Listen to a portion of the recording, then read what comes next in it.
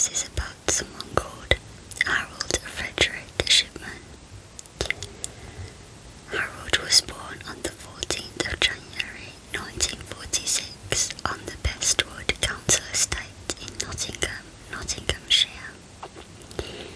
The second of the three children of Harold, a truck driver, and Vera Britton. His working class parents were devout Methodists. When growing up, Shipman was an accomplished rugby player in youth leagues.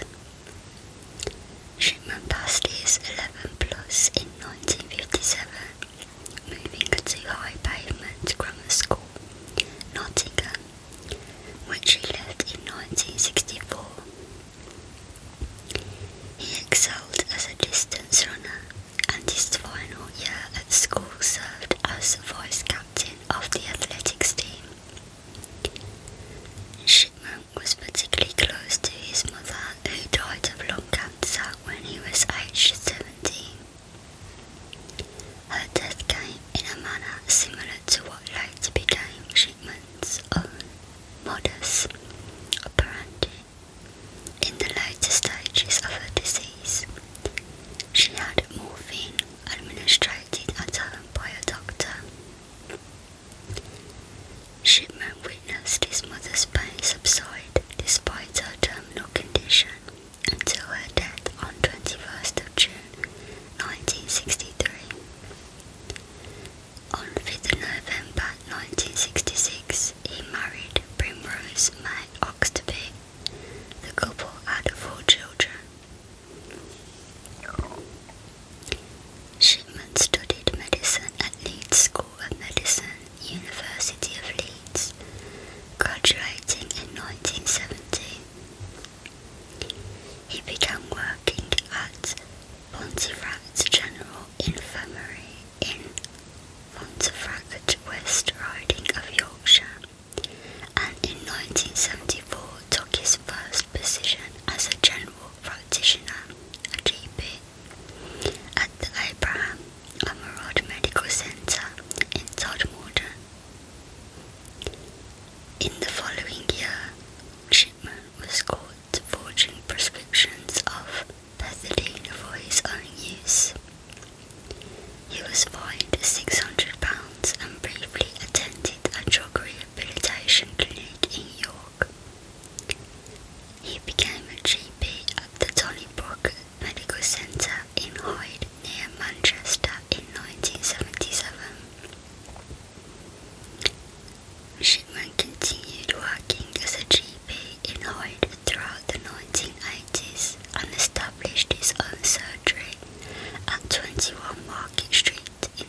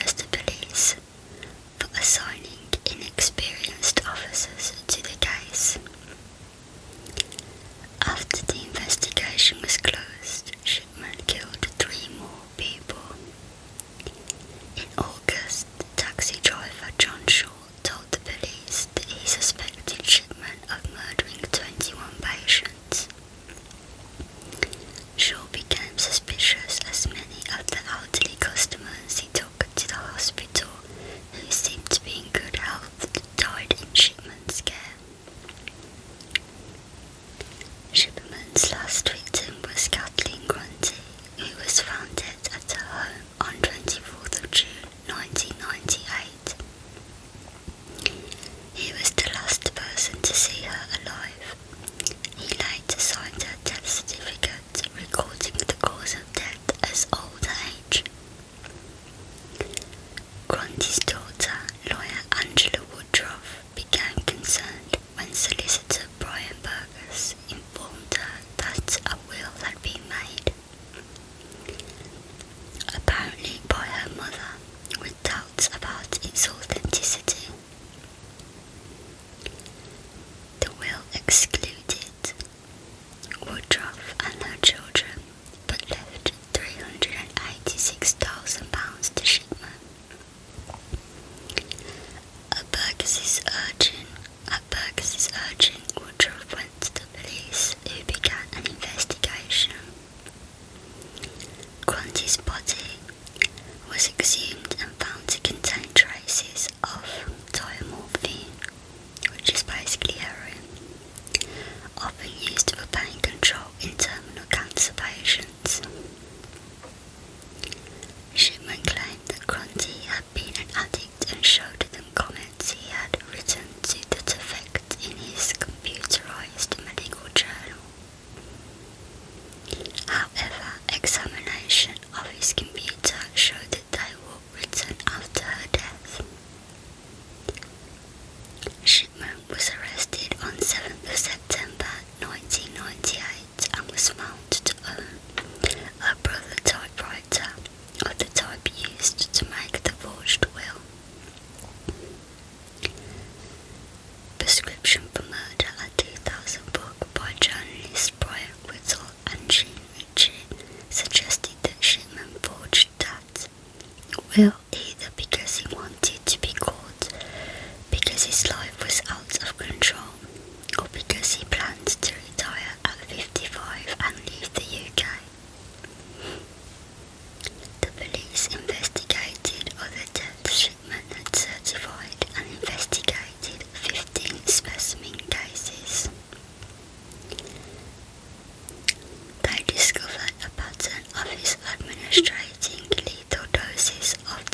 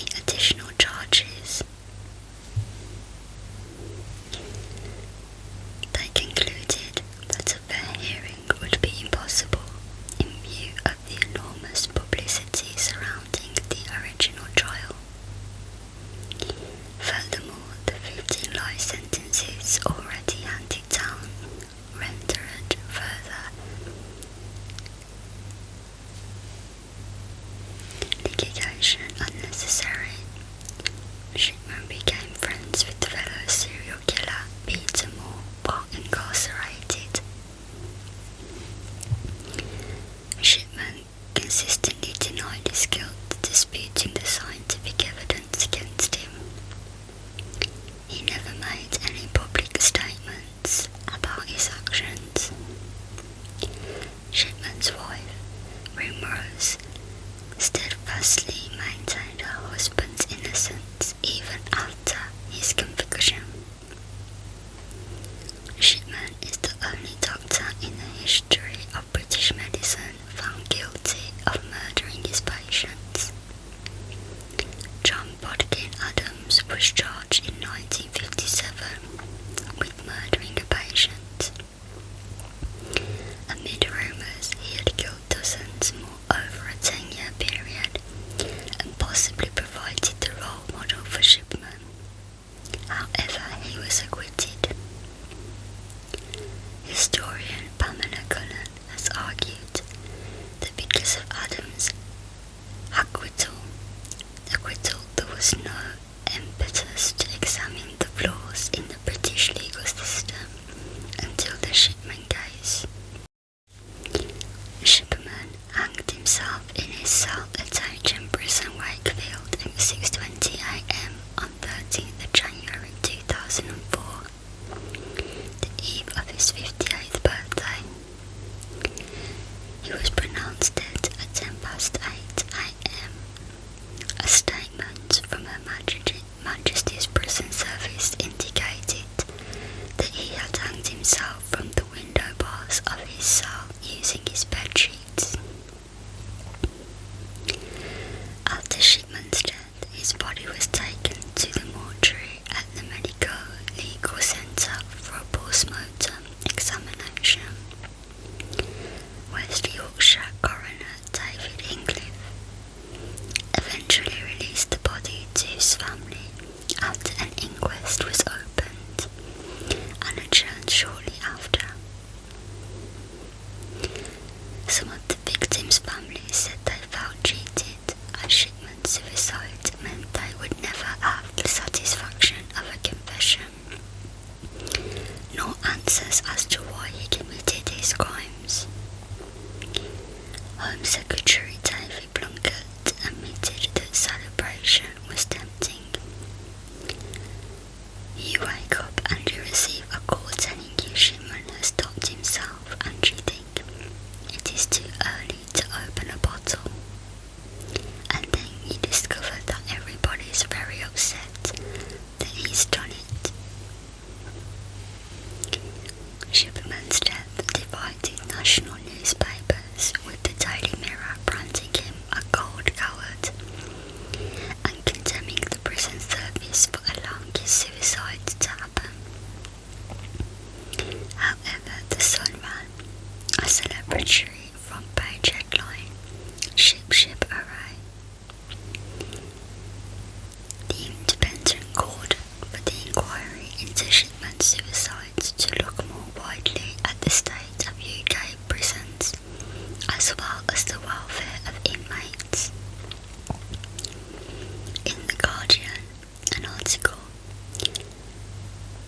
was written by General Sir David Ramsbotham, who had formerly served as Her Majesty's Chief Inspector of Prisons, suggested that the whole life sentencing be replaced by indefinite sentencing, for this would at least give prisoners the hope of eventual release and reduce the risk of their ending their own lives by suicide, as well as making their management easier for prison officials. Shipman's motive for suicide was never established, though he reportedly told his probation officer that he was considering suicide to assure his wife's financial security.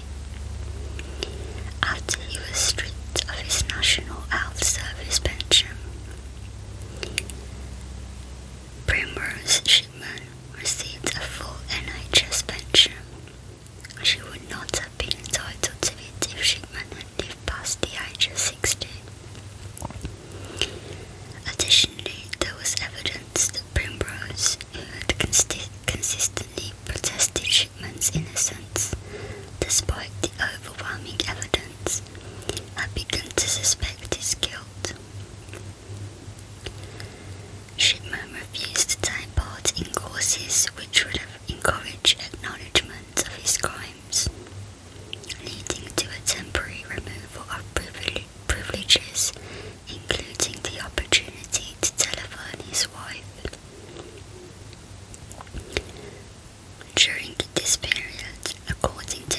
cellmate, he received a letter from Primrose exhorting him to tell me everything no matter what. A 2005 inquiry found that Shipman's suicide could not have been predicted or prevented, but that procedures should nonetheless be examined. After Shipman's body was released to his family, it remained in Sheffield for more than a year despite multiple false reports about his funeral. His widow was advised by police against burying her husband in case the grave was attacked. Shipman was eventually cremated on 19th of March 2005 at Hookcliffe Wood Crematorium. The cremation took place outside normal hours to maintain secrecy and was attended only by Primrose and the couple's 4 children. In January 2001, Chris Gregg, a senior West Yorkshire police detective, was selected to lead an investigation into 22 of the West Yorkshire deaths. Following this, the Shipman inquiry submitted in July 2002 concluded that he had killed at least 218 of his patients between 1975 and 1998, during which time he practiced in Tormorden 1974 to 1975 and Hyde 1977 to 1998. Dame Janet Smith, the judge who submitted the report, admitted that many more deaths of a suspicious nature could not be definitively ascribed to Shipman. Most of these victims were elderly women in good health. In her 6th and final report issued on 24th of January 2005, Smith reported that she believed that Shipman had killed 3 patients, and she had serious suspicions about 4 further deaths, including that of a 4-year-old girl. During the early stage of his medical career at Pontefract General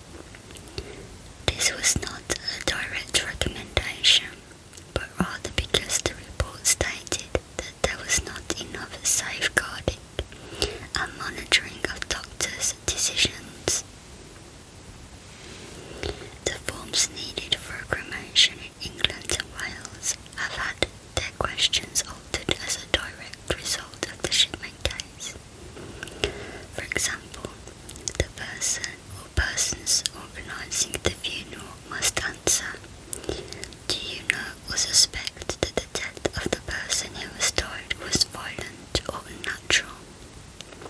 Do you consider that there should be any further examination of the remains of the person who has died?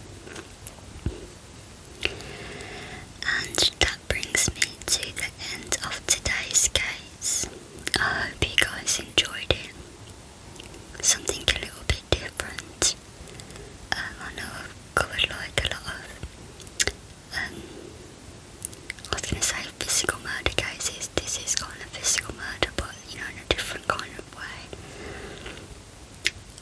Not as gruesome and bloody and stuff. So